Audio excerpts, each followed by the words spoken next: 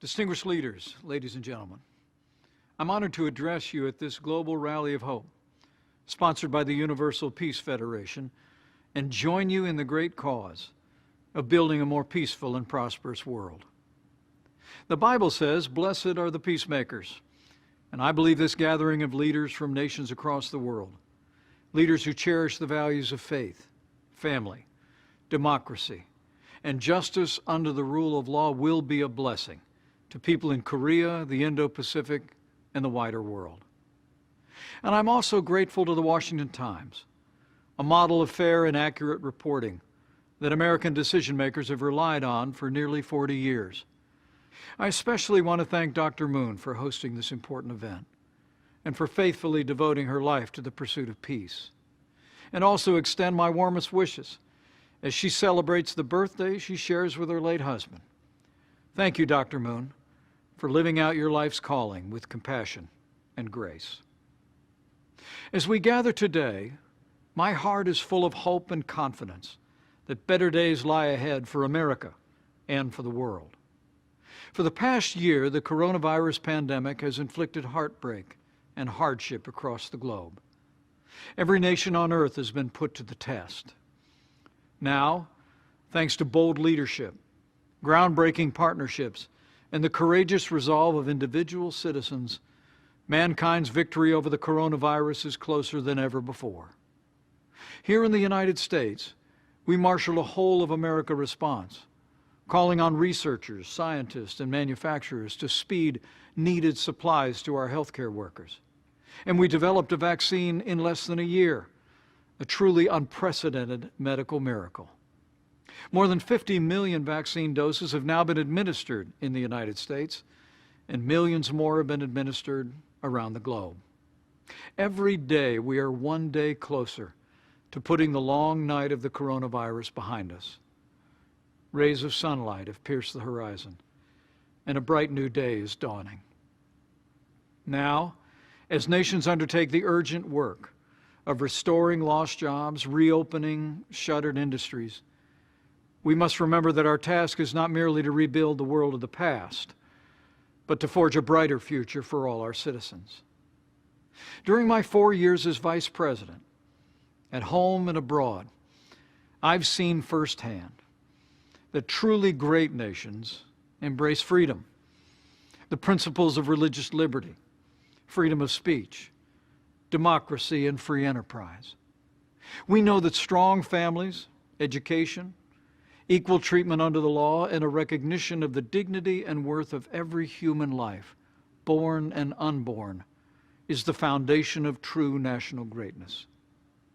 On that foundation of shared values, we can build a world of strong, sovereign nations, bound by our commitment to the timeless ideals of liberty, security, and opportunity for all.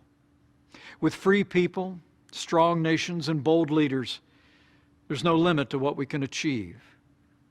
And in keeping with the theme of this rally of hope, I also believe that we can further the progress we made in the last administration, strengthening our historic alliance with the courageous people of South Korea.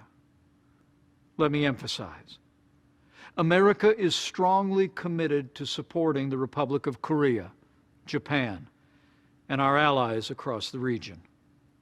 Our commitment to our common defense remains unbreakable.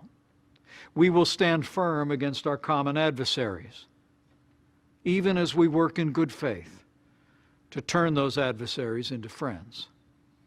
And in doing that, I believe we're laying a foundation to bring about the peaceful unification of Korea within our lifetime.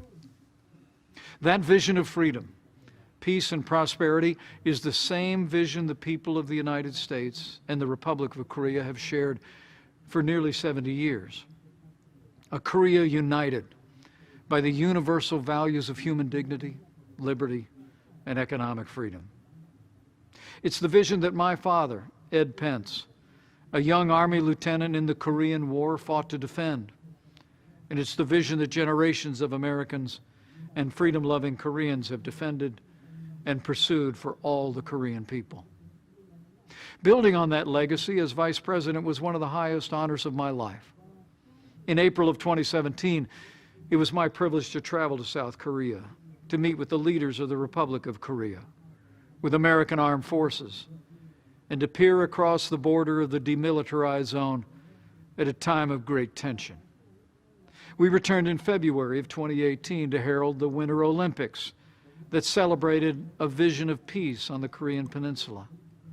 And in the wake of President Trump's historic summit in Singapore, it was my privilege to be on the tarmac in Hawaii when the remains of 55 fallen Americans were at last returned to American soil from North Korea. More summits would follow, and while peace remained elusive, we will continue to pursue a peaceful future, the final and fully verified denuclearization of the Korean Peninsula. And I am proud to stand alongside all of you on this day to support the cause of freedom, security, and peace for all the Korean people. So today, at this global rally of hope, I urge all the leaders looking on, keep striving for peace, keep believing in freedom, and have faith. For without faith, it is impossible to please God. And know that your labors on behalf of peace for the Korean people across the Asia-Pacific and the wider world are not in vain. Thank you for the honor of addressing you today, and may God bless you all.